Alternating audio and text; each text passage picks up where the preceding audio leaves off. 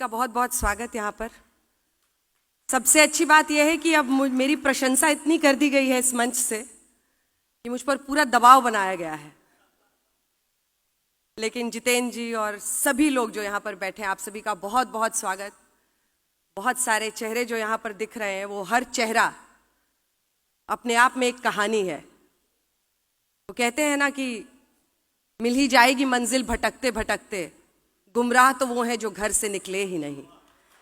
आप लोग घर से निकले, आपने हिम्मत दिखाई। भारत का शान एक एक चेहरा आज मेरे सामने यहाँ पर मौजूद है।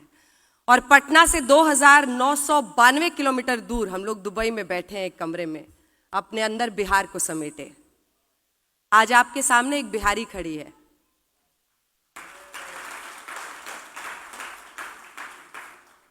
और एक अलग ही गर्व की अनुभूति होती है इस बात पर। एक और शेर इस पर याद आ गया कि उस शख्स को कोई गिरा नहीं सकता जिसने चलना ही ठोकरों से सीखा। हम लोग बिहार में शुरुआती जिंदगी में शायद इतनी मुश्किलों का सामना कर लेते हैं कि पत्थर से फौलादी होकर सड़क पर निकलते हैं कि जो भी होगा उससे कम ही होगा, फिर रास्ता खुद ही आसान हो जाता है। आरव है, कहाँ है आरव? हाँ, यहाँ बैठे हैं आरव। आरव कुछ देर पहले मुझसे मिले थे और आरव ने मुझसे पूछा, ma'am how was your journey, how did you begin your journey? It's all right, आप बैठिए। आपको मैंने कहा था ना, मैं आपको अपनी जर्नी यहाँ से बताऊंगी, स्टेज से। बिहार से निकलकर दुबई पहुंचना तो अलग बात है, हम लोगों के लिए दिल्ली पहुंचकर कुछ करना ही बहुत बड़ा सपना था। और मैं अकेली निकली थी। मुझे आज भी वो सर्द सुबह याद है जब नीलांचल एक्सप्रेस से मैं राजधानी के दिल्ली रेलवे स्टेशन पर अकेली उतरी थी। संघर्ष जीवन का हिस्सा बनता चला जाता है जब आप बिहार से निकलते हैं, क्योंकि आपके सपने बहुत बड़े होते हैं। और उन्हीं सपनों को पूरा करने के लिए मैंने बहुत आजमाइश की। मैंने बॉटनी ऑनर्स किया, मैंने सोशल वर्क में बहुत दिनों तक काम किया। ये 1993 की बात है, 1993। और उसके बाद एनजीओ के साथ काम करते करते मुझे लगा कि बहुत ज़्यादा परिवर्तन समाज में हो नहीं पाता है, बहुत सीमित रह जाता आपका दायरा। तो हम पॉलिसी को कैसे अफेक्ट कर सकते हैं, हम देश की नीतियों को और देश में जो नेता होते हैं उनकी सोच को कैसे चैलेंज कर सकते हैं। तब मेरा जो रुझान है वो पत्रकारिता की तरफ बढ़ा और फिर बाकी की कहानी है। लगभग 20 से ज़्यादा वर्ष अब हो चुके हैं पत्रकारिता में और आज यहाँ पर मौजूद हूँ मैं आपके सामने। तो कुछ तो मैंने हासिल कर ही लिया होगा जीवन में, हालांकि मुझे आज भी लगता है कि बहुत कुछ करना बाकी है और अभी शुरुआत ही है।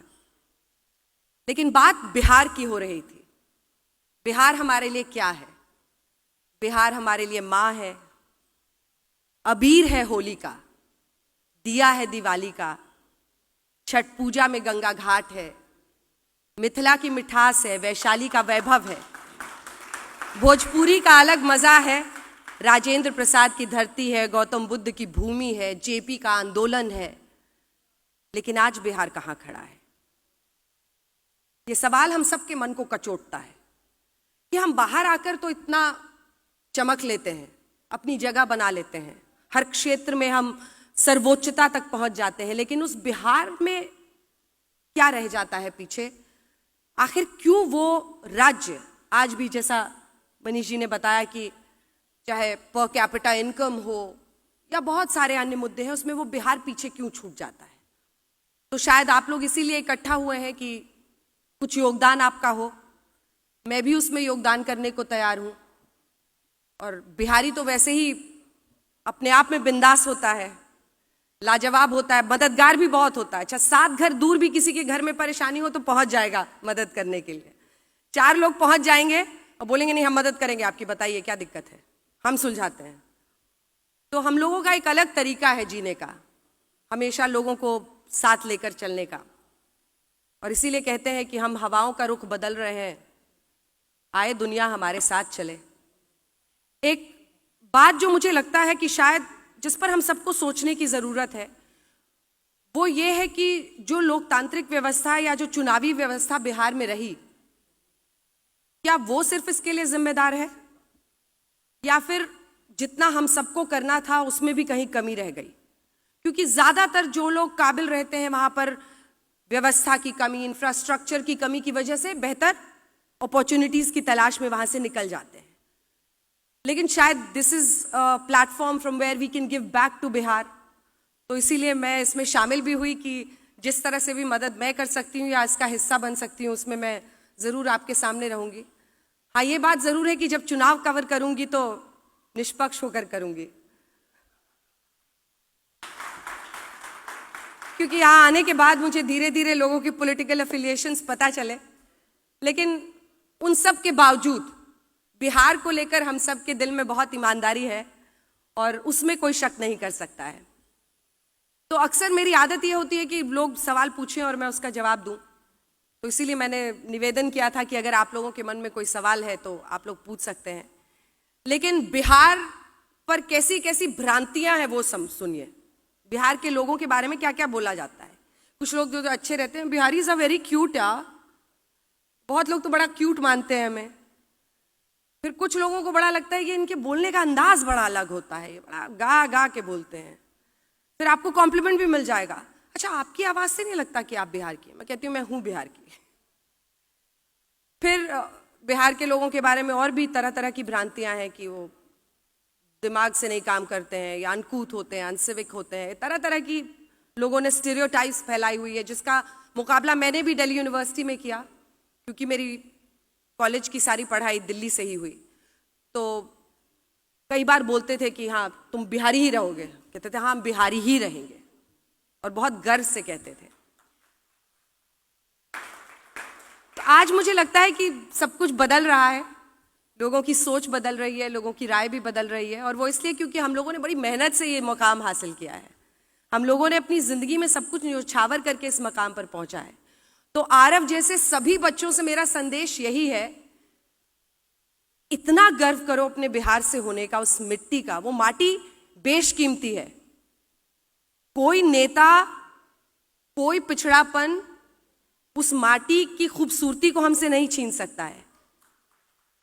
वो माटी की खूबसूरती हमारे ललाट पर चमकती है हम जहां भी जाते हैं, और वही हमारी ताकत है। जब हम किसी भी क्षेत्र में बहुत अच्छा करते हैं तो आरव वही हमारी ताकत है।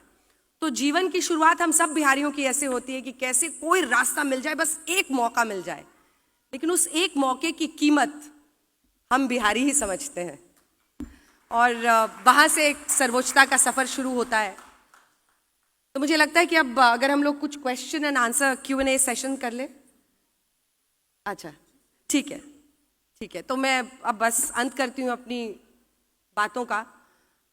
मुझे लगता है कि ये एक बहुत अच्छी पहल है IPF, जिसके जरिए लोगों को जोड़ रहे हैं, और ये बिहार चैप्टर तो एकदम ही अनूठा है, क्योंकि इससे बहुत ताकत मिलेगी। आरा के भी लोग दिख रहे हैं मुझे। आरा जिला घर बा, कौन बात का डर बा, बोली रहुआ का बोले के बा। हम तो भोजपुरी में एकदम पारंगत बानी। हाँ तो ठीक है, बोला अहाँ किया करे छी ना करे छी, हमें सब भाषा पता है, थोड़ी बहुत हर भाषा पता है, लेकिन भोजपुरी में तो अच्छा बड़ा दिलचस्प है। मेरे पिताजी के साथ जब हम लोग छोटे थे तो जाते थे, तो जैसे ही मनेर के पास पहुंचने लगे, गांव की तरफ पहुंचने लगे, तो गाड़ी में अंदर भी हम लोगों से भोजपुरी में बात करने लगते थे। अब हम बाहर वालों से तो कर रहे हैं, हमसे क्यों भोजपुरी में बात कर रहे हैं। तो ये मिट्टी और ये खुशबू आती है वो हवा की, और वो हमें वो लाती है अपना जो बचपन बीता है उसकी कहानी लाती है मन में, इसीलिए हम लोग भोजपुरी में बात करते हैं। तो भोजपुरी कितने लोग हैं आरा के यहाँ पे? काफी लोग हैं। हाँ, सिवान की संख्या ज्यादा है, ठीक है।